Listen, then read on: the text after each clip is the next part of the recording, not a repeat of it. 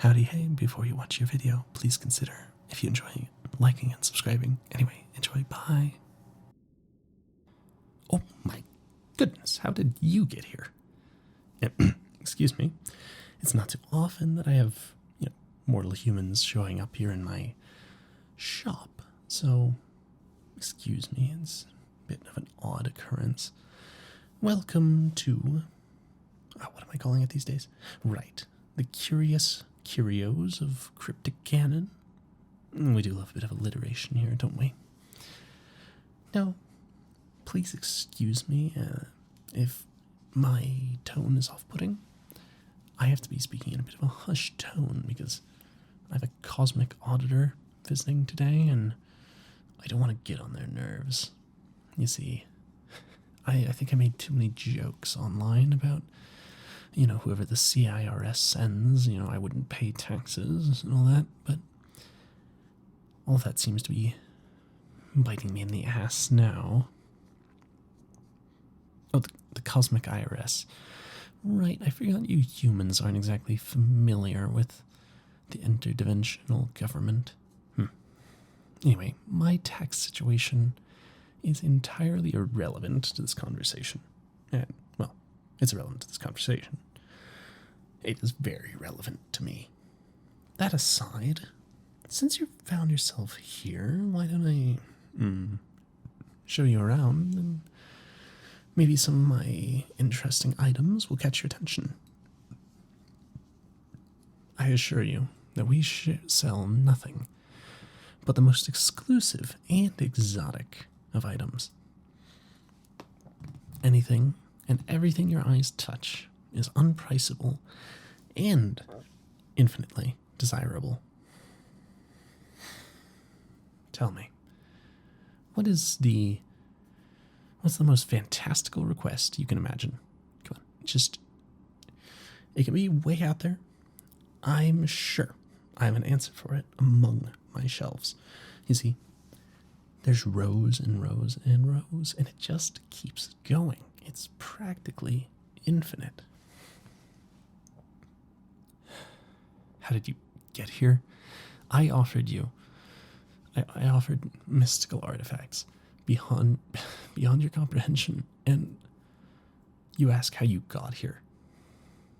Okay, fair enough. Allow me to placate you before we move on to business. Okay. First, let's see, where are you?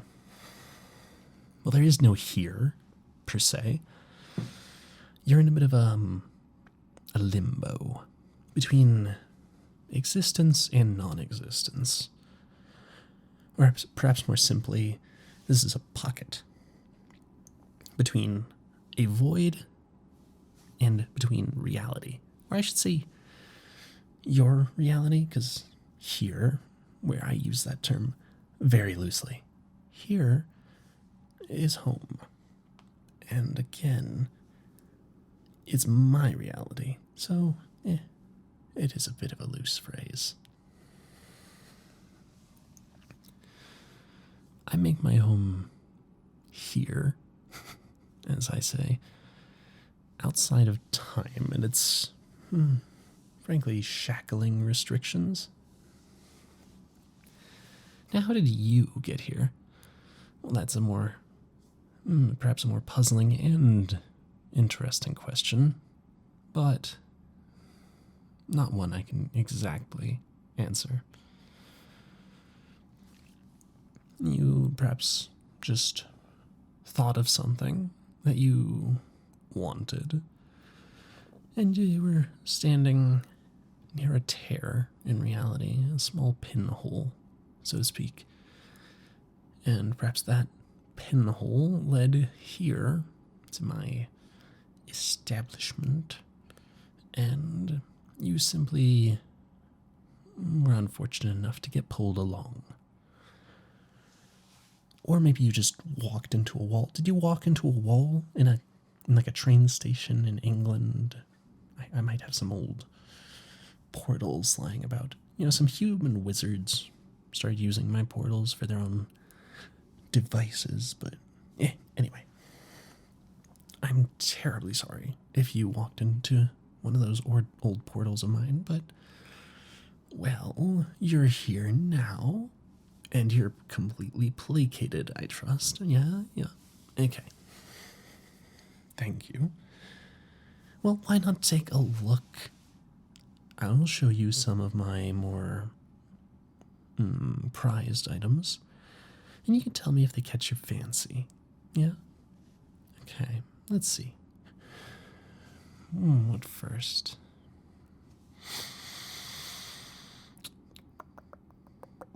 What to offer you? Like, what are humans into these days?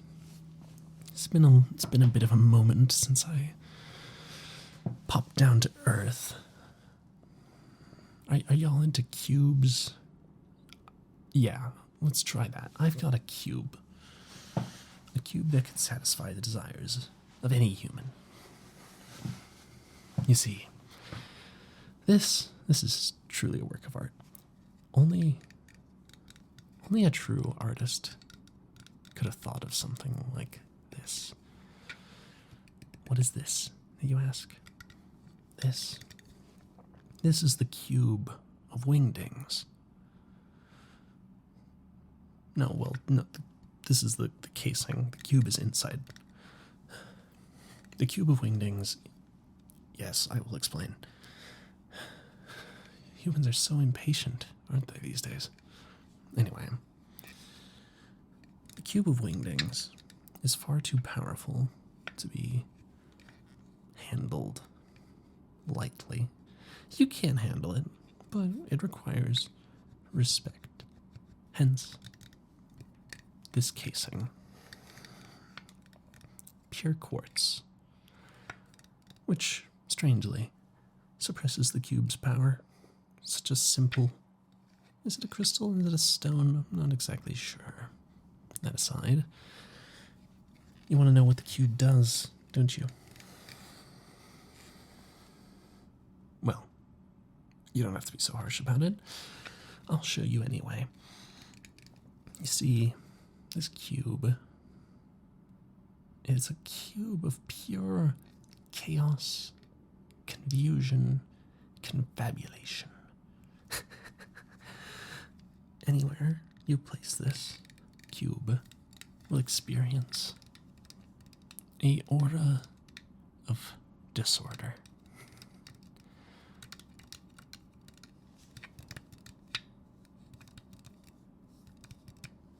Yeah. You see, any written text, be it digital or written on a paper, for example, will be transformed into, frankly, meaningless wingdings font. Well, no, it is useful. Why are you... No, you don't have to disparage it. Listen, I will remove it from the casing and I will show you. Here. There. Here's the cube.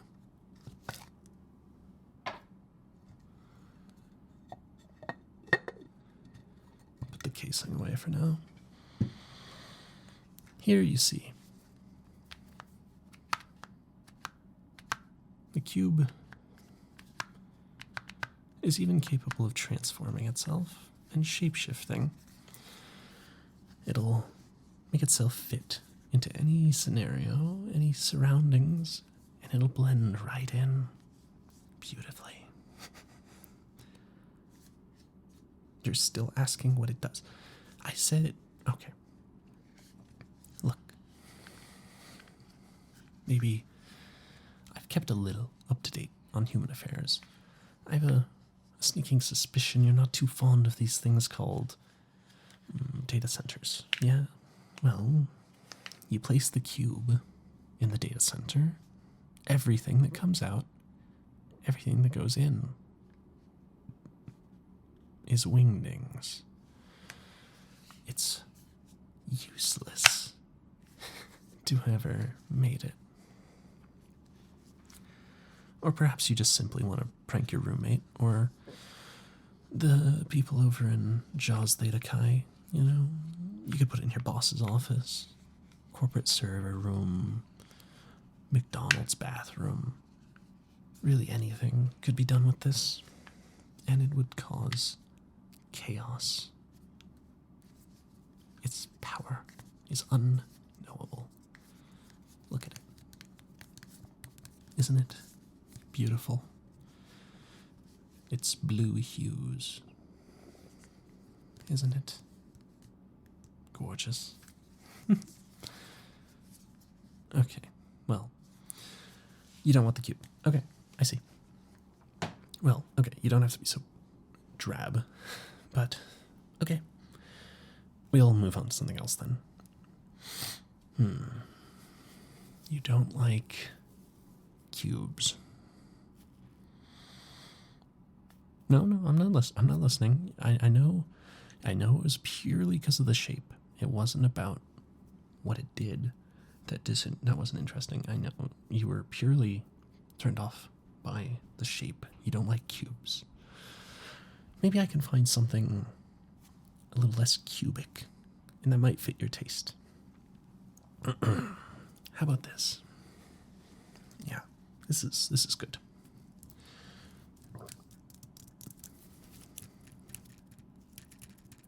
Yes. I'm sure you've seen these. It's a watch. Simple device, really. It tells time.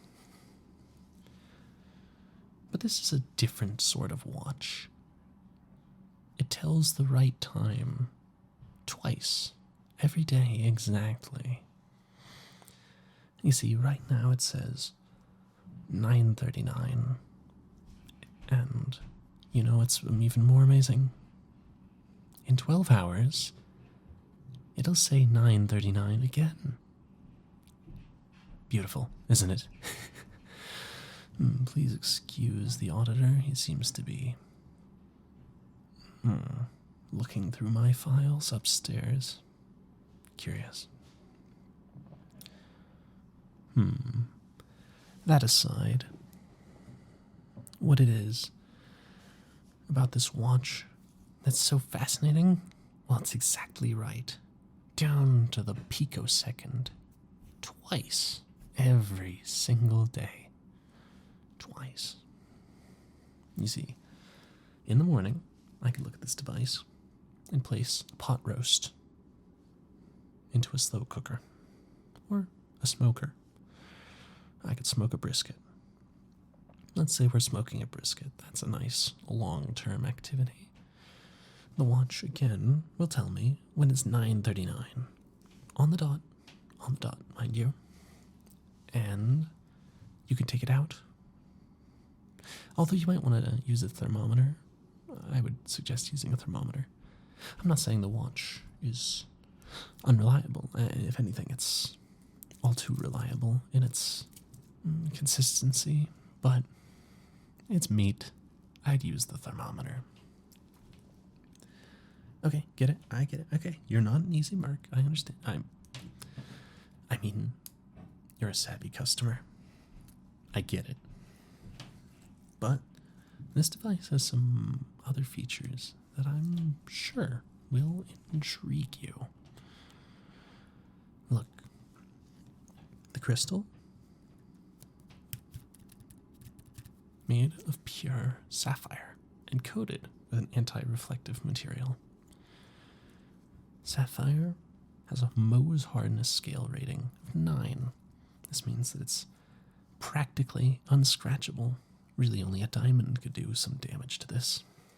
That means your, what is it? Right, Zeitmesser will be right twice a day and will be practically unscratchable on the crystal, mind you.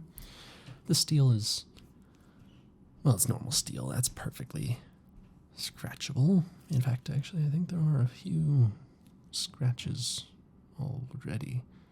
Anyway, you see, it's not normal steel either. Yes. You see, how do I sell this? Yes, it's 316L grade stainless steel. Now, I'm sure I don't need to tell you why that's special? I do. Okay, you see, the primary constituent alloys, after iron, of course, you have chromium, about 18%, nickel, about 10%, molybdenum, about 2%, and 2% manganese, and with small quantities, less than 1% each, of silicon, phosphorus, and sulfur. The addition of the molybdenum provides great corrosion resistance when compared to 304 steel. And these, yes, and the sulfur was added to improve tooling and machinability.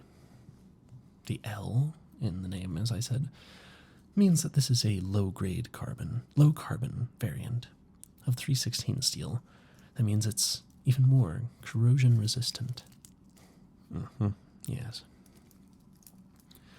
You see, this device has many, many features to ease your worries. It won't break under harsh conditions, it won't scratch, it won't corrode. It's perfect for deep sea diving, one could say. It even has this bezel.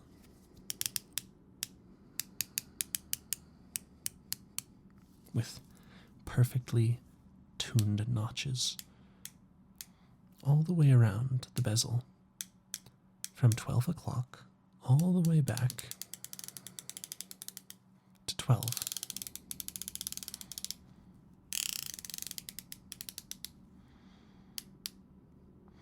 See? You see, do you know the purpose of that bezel?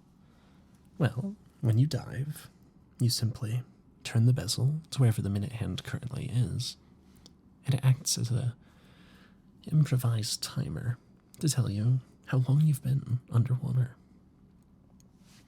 Truly beautiful, isn't it? Additionally, this piece has a full loom dial. That means it will store energy throughout the day that your sun gives off. Are you calling it a sun still these days? Yeah, okay. It stores the light from your sun and then emits it in low light conditions, allowing you to read this exact time, 9:39 p.m., no matter what the condition may be. I'm assuming your eyes are intact, of course, but I cannot guarantee that, as I don't exactly know your lifestyle. You could be a vigilante, for all I know, and, well, as far as I know, they lose their eyes all the time. Any hoozle, what was I talking about? Oh, yes, aesthetics. Oh, my favorite. The watch features large notches at the 12, 3, 6, and 9 o'clock positions for readability, although there are no numbers on the face of this watch. And yes, what else? Oh yes, there's some secondary secondary luminous capabilities. Loom.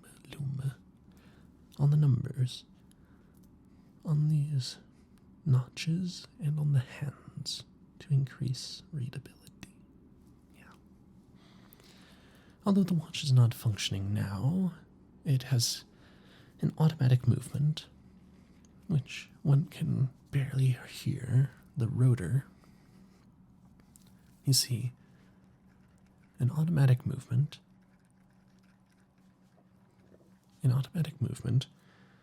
takes in the kinetic energy of your wrist. As your wrist moves, it spins what's called a rotor inside the watch, and that rotor stores kinetic energy as potential energy into a spring, which then will slowly unwind, powering the watch. All you have to do is unscrew the crown right here, like so.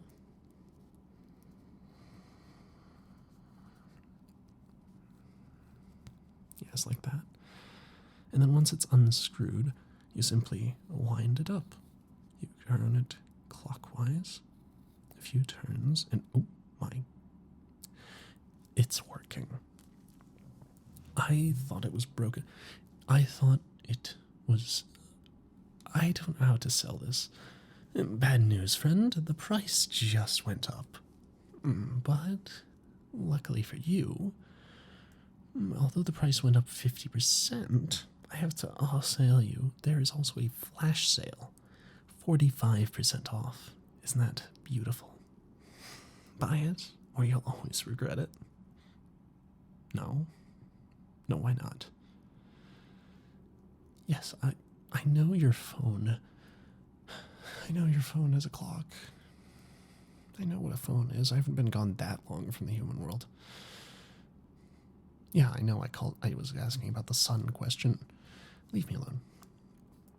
Don't you have better things to do than tell somebody you won't buy their things? Fine, you don't want the watch. What else?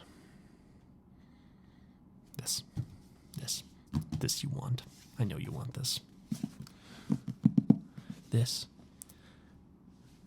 is a tome of what many humans consider wizardry and witchcraft. This is my standard mathematical tables by the Chemical Rubber Company, 26th edition. You see, this tome, it's green, it's ancient. Well, how ancient? Let me see. Significantly less ancient than I thought. The information is ancient. And you humans, you can barely understand this. You see, let's take a look. How about, yes, right here. The curves and surfaces of Dr. Howard Eves. Let's see. We have the bifolium, the cissoid of Diocles, the cochleoid, the companion to the cycloid, the conchoid of Nicomedes, the catenary, the cycloids, curate and prolate, epicycloids, evolute-ellipses, folium of Descartes, the hypocycloid of four cusps, asteroid variant. Yes, here, you see, we have the lemicon of Pascal, and finally, the lemniscate of Bernoulli, the two-leaved rose. Can't you feel the power emanating from these pages? From these green pages? Well, the pages aren't green. The binding is green. Hardback, you see. Very valuable. The pages are more of a off-white, eggshell, cream color. I never know what to call this sort of thing. We have many topics. Let's see. You see, I studied human math. Does this have anything regarding residue calculus? Oh, it does. Residue calculus. Complex methods. Complex methods referring to the complex plane where z is equal to the real number x plus the imaginary number iy. Well, that aside, it's horrifying, isn't it? It's too powerful to even describe. What can you do with all of that? That math, the tables, the pages and pages and pages of manually computed formulae. I'll sell you this. My accursed Mathronomicon, I say. It can be yours for naught but a trifle, a human trifle. I offer this for a PlayStation 5.